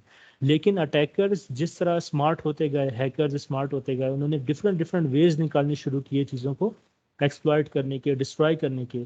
तो जो डिफेंडर्स थे, वो लोग जिन्होंने प्रोटेक्ट करना है, वो भी स्मार्ट हुए, उन्होंने भी फिर न्यू सर्टिफिकेशंस निकाली, न्यू वेज निकाले कि हमने साइबर क्रिमिनल्स को किस तरह से रोकना है। ठीक है। और एंड में इंपॉर्टेंट चीज़ यही है कि आप टू डेट रहें टेक्नोलॉजी के साथ, न्यूज़ देखते रहा करें। साइबर सिक्योरिटी के फॉरम्स हैं, स्पेशली डिस्कॉर्ड। डिस्कॉर्ड एक दुनिया का एक वाहिद ऐसी चीज़ है जिस पे आपको हर इन्फॉर्मेशन मिल जाती है एक डिजिटल वर्ल्ड के अंदर। ये आप न्यूज़ पे भी चेक कर सकते हैं, ऑनलाइन गूगल पे भी देखते रहा करें। ओके, जॉब अपॉर्चुनिटीज़ ये देखें। 2020 में कोविड-19 के बाद जो साइबर अटैक्स थे वो 63% इंक्रीज हुए। 63%। क्यों? जैसे मैंने शुरू में बात की थी रिमोट जॉब की, तो कोविड में ये चीज़ क्या हुआ था कि हर चीज़ रिमोट हो गई थी। आप वर्क फ्रॉम होम करते थे, घर से काम करते थे, मेजॉरिटी ऑफ द पीपल के लिए। सो जब ये सब हुआ तो 63% इंक्रीज हुआ सिर्फ 2020 के बाद, कोविड-19 के बाद, पेंडेमिक के बाद। उसके बाद जो साइबर सिक्योरिटी की ग्लोबल मार्केट थी वो 170 बिलियन डॉलर से राइज कर गई 202 बिलियन डॉलर्स में। ये 2023 में एक्सपेक्टेड है। इस टाइम 200 बिलियन के अक्रॉस है ये पूरी मार्केट। नेक्स्ट क्या है जी? 1 मिलियन से ज़्यादा, 1 million means 10 lakh cyber security jobs 2023 के अंदर अवेलेबल होंगी। ये पूरी दुनिया की बात हो रही है, इंक्लूडिंग पाकिस्तान। ओके। लेकिन देखें, उसके लिए सिर्फ 4 लाख लोग अवेलेबल होंगे साइबर सिक्योरिटी प्रोफेशनल्स के लिए। ठीक है। 1 मिलियन किधर, 4 लाख किधर, 10 लाख, 6 लाख का डिफरेंस है। 6 लाख जॉब्स ऐसी होंगी जिसपे कोई होगा नहीं। सही है। Cyber security is an ever growing industry. Why? Because देखिए, हमारी जो साइबर स्पेस है, साइबर वर्ल्ड है, वो दिन ब दिन बढ़ता जा रहा है। वो दिन ब दिन बढ़ रहा है, अटैक्स भी बढ़ते जा रहे हैं, यूजर्स भी बढ़ते जा रहे हैं। तो इसी वजह से हमें जो साइबर सिक्योरिटी के प्रोफेशनल्स हैं उनकी भी उसी तरह से ज़रूरत है। सो 11% की इसमें जो प्रोजेक्टेड अब ग्रो होनी है वो 2023 तक होनी, कि ये और 11% मज़ीद बढ़ेगी, ये 1 मिलियन और 4 लाख वाला। और 20% ये कहाँ तक बढ़ जाएगा? 2025 तक। और ये एक बहुत ही फास्ट पेस है। इसकी जो मीडियन सैलरी है वो $81,000। ये मैंने ग्लोबल आप लोग के लिए स्टैट्स निकाले, सिर्फ यूएस या पाकिस्तान की नहीं, ग्लोबल है। मैं यहाँ ग्लोबल और जो ग्लोबल होने की बात बार बार इसीलिए कर रहा हूँ क्योंकि ये जॉब्स आपको इजीली रिमोटली भी ऑफर होती हैं। आप रिमोट वर्क भी कर सकते हैं, जैसे मैं खुद भी कर रहा हूँ। ठीक है। सो इस वजह से मैंने इस चीज़ को, पूरी वर्ल्ड को कवर करने की कोशिश की है ताकि आप लोग को हर तरह का, हर जगह का आप लोग को एक ओवरव्यू मिल सके। सो $81,000 per year is very much. Okay. ये रिमोट जॉब्स हैं कुछ, इनके मैं आप लोग को लिंक्स भी बताऊंगा, जगह भी बताऊंगा कहाँ आप लोग देख सकते हैं, अप्लाई कर सकते हैं। ठीक है। ये जॉब अपॉर्चुनिटीज़ हैं रिमोट जॉब्स के लिए, मीन्स ये ग्लोबल लेवल की मैं बात कर रहा हूँ। सबसे पहले जी साइबर सिक्योरिटी इंजीनियर, ये एंट्री लेवल से एक्सपीरियंस लेवल तक के लोग इसके लिए अप्लाई कर सकते हैं। और $90,000 इसकी मिनिमम सैलरी है पर ईयर। $90,000 अगर आप इसको पाकिस्तानी कन्वर्ट करें तो अराउंड 20 lakhs बनेगा ये। उसके बाद आता है इन्फोसेक एनालिस्ट, इंफॉर्मेशन सिक्योरिटी कहते हैं इसको। और साइबर सिक्योरिटी एनालिस्ट। अच्छा, मैंने शुरू में एक बात बताई थी आप लोगों को कि ये साइबर सिक्योरिटी में जितनी सर्टिफिकेशंस हैं या जितनी डोमेन्स हैं ना, ये आपस में को रिलेटेड हैं। इनके वर्ड्स चेंज होते हैं लेकिन इनका काम वही होता है। अब जो लास्ट वाली है ना, कंप्यूटर फोरेंसिक्स एनालिस्ट, या उसको हम डिजिटल फोरेंसिक्स इन्वेस्टिगेटर भी कहते हैं, इसको हम डिजिटल फोरेंसिक्स एग्जामिनर भी कहते हैं, इसको हम certified computer hacking forensics investigator भी कहते हैं। ये काफ़ी सारे नाम होते हैं बट काम वही है, वही करना आपने। और ये सारी आपस में सॉरी फॉर रिलेटेड भी हैं। इंटरप्ट हसन। यस। हमारे पास 5 मिनट है अभी। तो अगर आप इसको थोड़ा जल्दी कर लें ताकि हमारी मीटिंग का टाइम ख़त्म हो रहा है। Yes yes yes, okay okay okay. So ये जस्ट एक थैंक यू। ओवरव्यू था। जी जी। रिमोट जॉब्स का, ओके। मैं ज़्यादा एम्फेसाइज करूँगा पाकिस्तान में जो हमारे पास जॉब्स अवेलेबल हैं उन पे। ये रिमोट जॉब्स हैं कुछ। मैं आप लोग को, सॉरी, पाकिस्तान की जॉब्स हैं, मैं आप लोग को इसके लिंक्स दिखाता हूँ।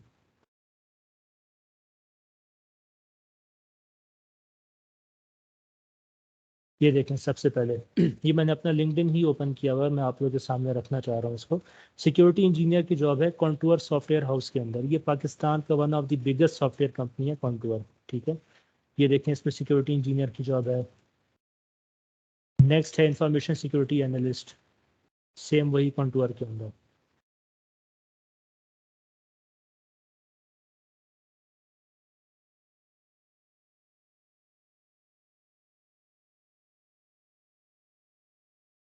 ओके। नेक्स्ट है इन्फोसेक इंजीनियर की, इंफॉर्मेशन सिक्योरिटी इंजीनियर, ठीक है। ये सारी वो जॉब्स मैं आपको दिखा रहा हूँ जिसमें इन्होंने कोई बहुत ज़्यादा एक्सपीरियंस नहीं मांगा हुआ। ये जस्ट, ये देखें, ये सब चीज़ें आप तो खुद भी डिस्कवर कर सकते हैं, लिंक्स हम प्रोवाइड करेंगे आपको। बट यहाँ दिखाने की ये एक मोटिवेशन भी है कि पाकिस्तान में इस टाइम बहुत डिमांड है इस चीज़ की, सही है। ये वो जॉब्स हैं जो पिछले कुछ एक एक मंथ के अंदर अंदर अनाउंस हुई हैं, सारी की सारी जॉब्स, ठीक है। Next, information technology security specialist. उसके बाद SIEM इंजीनियर, ये सिक्योरिटी की ही जॉब है। ये तो सारी थी लिंक्डइन के ऊपर। लिंक्डइन पे आपने अपनी प्रोफाइल बनानी है, सर्च में जाना और आपने जॉब्स को सर्च करना है, ओके। नेक्स्ट है Indeed.com, ये शायद आप लोग नोट भी कर लें साथ साथ।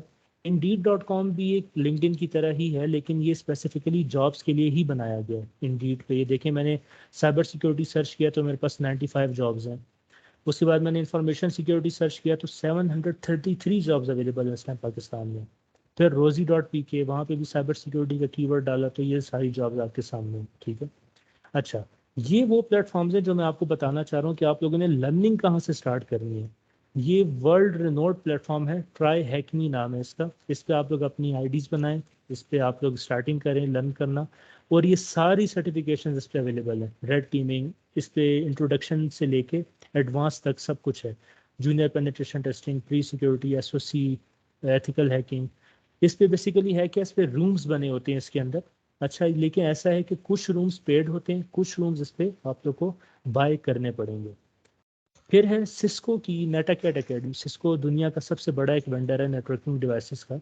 उन्होंने अपनी एक एकेडमी बनाई है, ऑनलाइन कोर्स है, free of cost.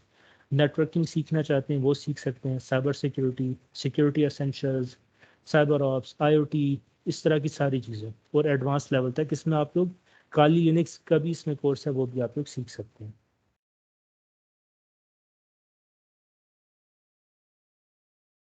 Okay, so now over to Aftab. Aftab अपना सेक्शन कंक्लूड कर लें। Thank you. Thank you for comprehensive session. Now अगर आप माइक्रोसॉफ्ट सर्टिफाइड होना चाहते हैं सिक्योरिटी के अंदर, और आप अगर स्टूडेंट है अभी यूनिवर्सिटी के, तो आप बिल्कुल फ्री में माइक्रोसॉफ्ट सर्टिफाइड हो सकते हैं in security and compliances. Next please.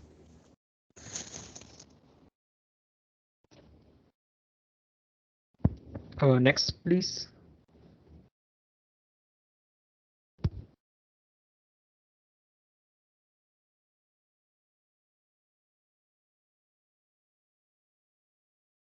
Okay Aftab, next slide.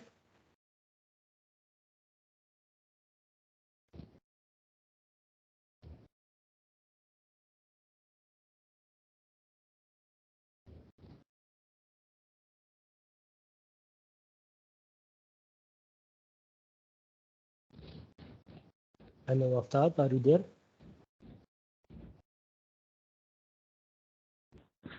सो आपका फर्स्ट स्टेप क्या होगा? अगर आप स्टूडेंट यूनिवर्सिटी के और आपके पास यूनिवर्सिटी ईमेल है जो .edu पे खत्म होती है या .edu.pk, तो आप क्वेश्चन करूंगा जी। तो आपने सो यहाँ पे एक लिंक दिया।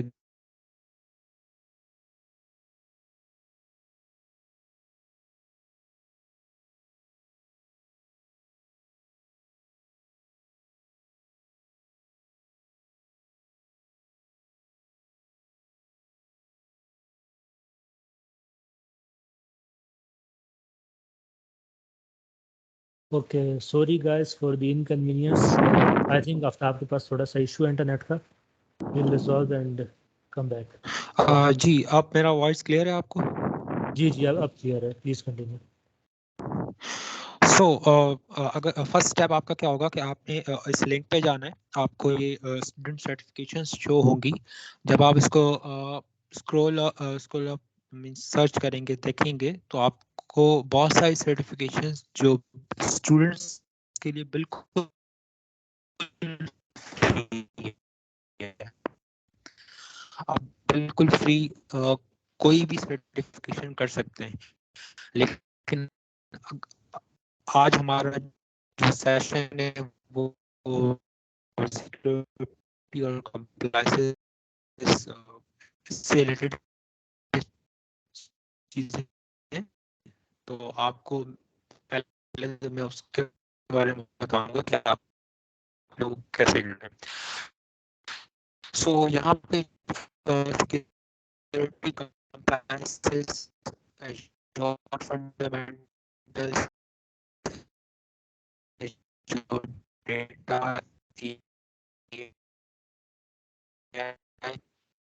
और उसके अलावा okay Aftab, 365 can you hear me? Power नहीं, बिल्कुल क्लियर है आपको या नहीं? जी जी आफ्ताब, मैं तो एक्सप्लेन कर देता हूँ क्योंकि आपकी आवाज़ में काफ़ी लैग आ रहा है। आप अपना इंटरनेट जब तक स्टेबल कर लो फिर आप ज्वाइन कर लो दोबारा, ठीक है?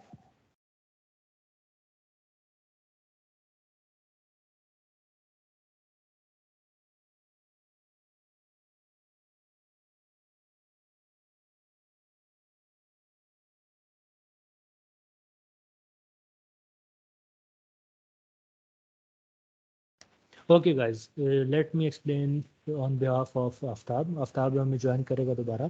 Basically being a Microsoft ambassador, Aftab आप लोगों को माइक्रोसॉफ्ट की ऑफिशियल जो सर्टिफिकेशंस हैं उनसे इंट्रोड्यूस करवाना चाहता है।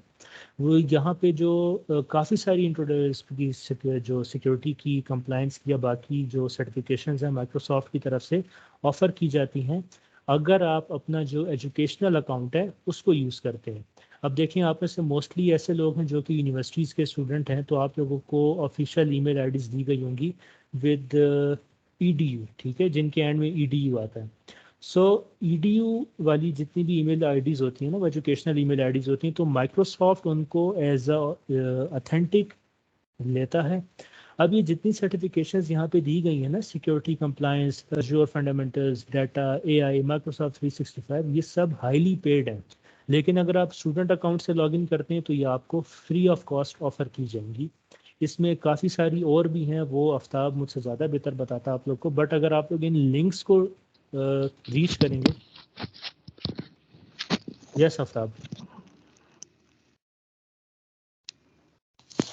जी, मुझे आपकी स्लाइड शो नहीं हो रही, सॉरी।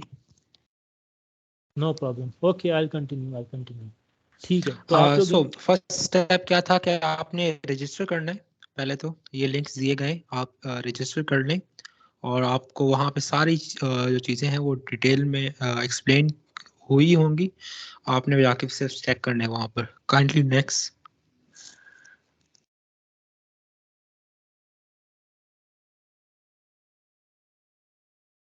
सो यहाँ पर आपको पहले सर्टिफाइड होने के लिए सिक्योरिटी फंडामेंटल्स में आपको 4 मॉड्यूल्स पूरे करने पड़ेंगे। इसमें फर्स्ट मॉड्यूल जो है वो सिक्योरिटी कॉन्सेप्ट्स के रिलेटेड है, जिसमें आपकी बेसिक नॉलेज जो होगी साइबर सिक्योरिटी से रिलेटेड, वो आप यहाँ पे गेन करेंगे। उसके बाद आपकी माइक्रोसॉफ्ट एज्योर एक्टिव डायरेक्टरी, उसके बारे में आप डिटेल में पढ़ेंगे।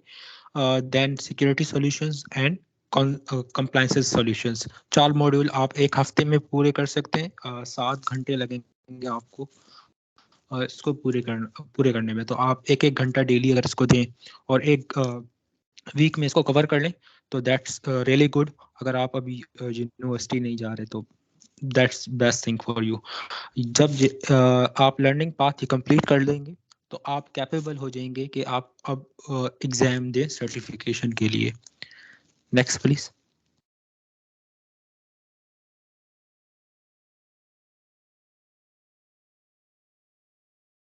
सो यहाँ पे आपको 3 स्टेप्स होंगे। पहले तो आप लर्न करेंगे, जो आपको मैंने पहले दिखा दिया कि आपने 4 मॉड्यूल्स जो 7 आवर्स के वो आपने कंप्लीट करने होंगे। देन आप प्रिपेयर करेंगे, उसकी प्रैक्टिस करेंगे जो आपने उन 7 घंटों में सीखा है। देन आप जाएंगे सर्टिफिकेट का एग्जाम देंगे आपने। जब आप सर्टिफिकेट का एग्जाम देंगे आपने वो पास कर लिया तो आप माइक्रोसॉफ्ट सर्टिफाइड हो जाएंगे सिक्योरिटी एंड कंप्लायंसेस के अंदर। और ये बिल्कुल फ्री है, कोई भी स्टूडेंट पाकिस्तान में हो या पाकिस्तान से अगर बाहर भी हुआ तो वो भी कर सकता है। तो ये बिल्कुल फ्री है अगर आपके पास यूनिवर्सिटी की ईमेल है। लिंक्स वगैरह मैं आपको ग्रुप में शेयर कर दूंगा तो आप वहां से ये चेक कर सकते हैं। Next please. सो ये कुछ और सर्टिफिकेशंस हैं जब आप थोड़ा एडवांस डोमेन की नॉलेज ले लेंगे। जब आप एडवांस की तरफ जाएंगे तो ये सर्टिफिकेशन जो माइक्रोसॉफ्ट की तरफ से आपको प्रोवाइड की जाती है, ये जो आपको अभी शो हो रही है 5 सर्टिफिकेशंस, ये फ्री नहीं है स्टूडेंट्स के लिए। मैंने आपको पहले दिखाई Microsoft certified security fundamentals SC 900, वो आपके लिए बिल्कुल फ्री है। लेकिन अगर आप इन 5 दूसरी सर्टिफिकेशंस की लर्निंग करना चाहते हैं, लर्निंग बिल्कुल फ्री है। माइक्रोसॉफ्ट लर्न पे जाकर आप इसकी जो भी कंटेंट है उसके बारे में आप पढ़ सकते हैं, प्रैक्टिस कर सकते हैं और उसका क्विज भी दे सकते हैं। लेकिन आप इसको आपको इस बाय करना पड़ेगा इस सर्टिफिकेशंस को। एक सर्टिफिकेशन आपके लिए वो वाली फ्री थी। Next please.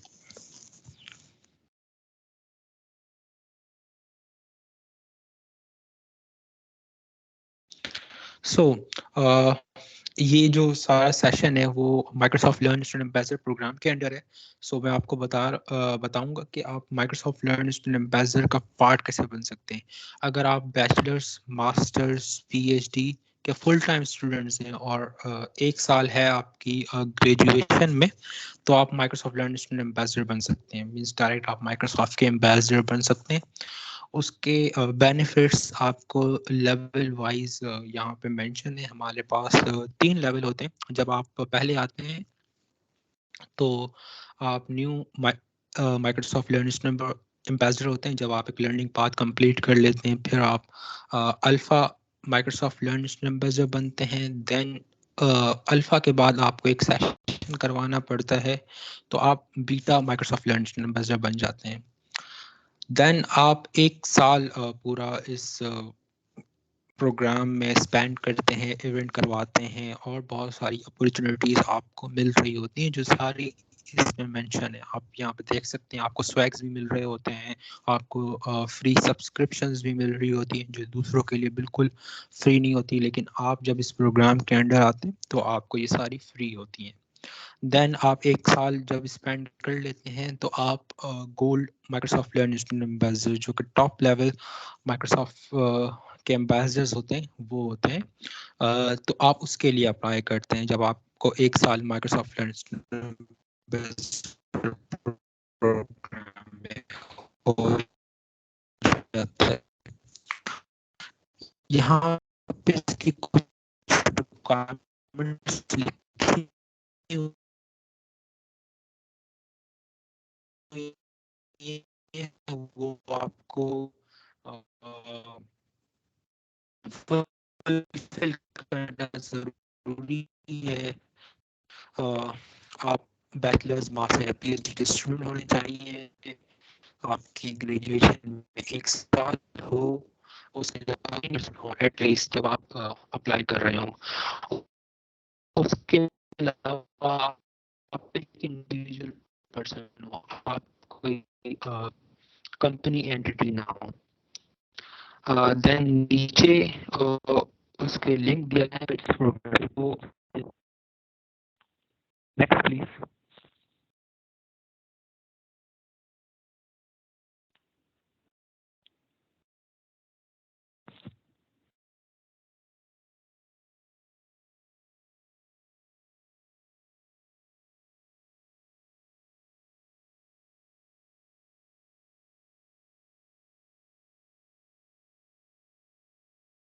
Hello Aftab ji जी, should I move to next slide? या okay, thank you, thank you.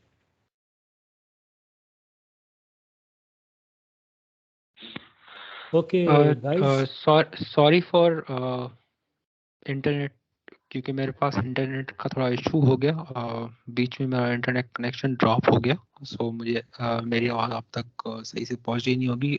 PPTs आपके साथ शेयर हो जाएंगी, आप इसको फिर से देख लीजिएगा और उसके बाद डिटेल सारी इसमें ही है। आपको लिंक्स प्रोवाइडेड हैं, आपको स्टेप्स लिखे हुए हैं, आप बिल्कुल इजीली इसको एग्जीक्यूट कर सकते हैं।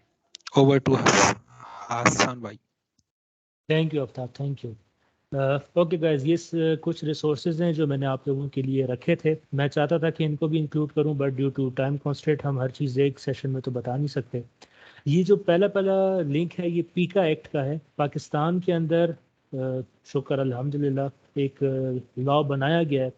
2016 में इस लॉ को पूरा कंपाइल किया गया था और उसके बाद इसकी रिविजन्स भी आई हैं और इस पर एक्ट भी हो रहा है। FIA इस टाइम बहुत एक्टिव है इन चीज़ों में। साइबर क्राइम सेल है पूरा पाकिस्तान के इस टाइम पाकिस्तान के पास। उस पर हरेसमेंट हो या इस तरह की कोई भी चीज़ें हों, आप रिपोर्ट करें और उस पर फ़ौरन एक्शन भी लिया जाता है। सो इसको ज़रूर विज़िट करें और आप देख सकेंगे कि हमारा जो साइबर क्राइम का लॉ है, जिस तरह हमारा एक आइन है, हमारा आर्टिकल है, उसी तरह ये भी है। ये साइबर क्राइम का समझें आइन है। तो इसके अंदर क्या क्या चीज़ें लाई करती हैं, किन किन चीज़ों को आप लोग कंप्लेन कर सकते हैं और किस तरह खुद को प्रोटेक्ट रख सकते हैं। सेकंड वीडियो है, ज़रूर देखिएगा कि इसराइल किस तरह से वर्ल्ड को रूल कर रहा है साइबर सिक्योरिटी की दुनिया के अंदर। लाजमी देखिएगा, it is very much informational for everyone. And जो थर्ड एंड लास्ट है, ये सबसे ज़्यादा ज़रूरी है और ये मोस्ट रिकमेंडेड है। ये मूवी आई थी 2016 के अंदर, स्नोडेन। ये एक रियल लाइफ पे बेस्ड है। मोस्ट आप में से काफ़ी लोगों ने देखी भी होगी, जिन्होंने नहीं देखी वो ज़रूर देखें। नेटफ्लिक्स पे भी अवेलेबल है ये इस मूवी में ये बताया गया था, ये स्नोडेन एक बंदा था, एक हैकर था, साइबर सिक्योरिटी इंजीनियर था, जो कि अमेरिका की NSA ऑर्गेनाइजेशन के अंदर काम करता था। इसको जब पता चला कि NSA किस तरह के डार्क काम कर रही है अपने ऑर्गेनाइजेशन के अंदर, तो उसने वो सब पब्लिकली रिवील कर दिया था। मैं एक आप लोग को जस्ट हिंट देता हूँ आप लोग का इंटरेस्ट डालने के लिए, कि इन्होंने एक ऐसा सॉफ्टवेयर बनाया था, अगर उसके अंदर हसन शहजाद एंटर किया जाए तो मेरी पूरी फैमिली की लिस्ट, मेरे पूरी फैमिली की डिटेल, उन सब के मोबाइल नंबर, उन सब की डिवाइसेस, वो ऑल द टाइम रीच में थी। किसी भी टाइम ये लोग मेरे लैपटॉप का वेबकैम खोल के मुझे देख सकते हैं कि मैं क्या कर रहा हूँ, मेरे मोबाइल का माइक्रोफोन खोल के सुन सकते हैं कि मैं क्या कर रहा हूँ। इस हद तक ये लोग जा चुके थे और ये सच है।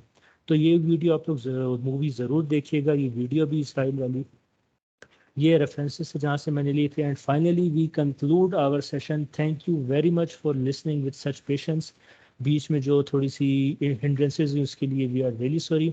And now we are open to questions, so please start the bombardment of questions in the chat. I'll try to answer each and every question, so please. Yes. अच्छा, एक क्वेश्चन मेरे पास आया था, मैं ये चैट रीड कर रहा था आप लोग का। बहुत ज़बरदस्त चैट चल रही थी, so it was really entertaining. एक क्वेश्चन आया था कि एंट्री लेवल की जॉब्स पाकिस्तान में क्या एवरेज सैलरी है उनकी। देखें, साइबर सिक्योरिटी जो पूरा कंप्यूटर साइंस है, उसमें साइबर सिक्योरिटी को मैं मानता हूँ कि कुछ उन फील्ड्स में से जिसमें आपको थोड़ा सा एक्सपर्ट होना ज़रूरी है। ऐसा नहीं कि आप साइबर सिक्योरिटी का जैसे एक इंट्रोडक्शन का कोर्स कर लें और आप जॉब्स के लिए अप्लाई कर लें, क्योंकि साइबर सिक्योरिटी की जो जॉब्स हैं वो ओपनली नहीं आती, जनरल नहीं आती कि जी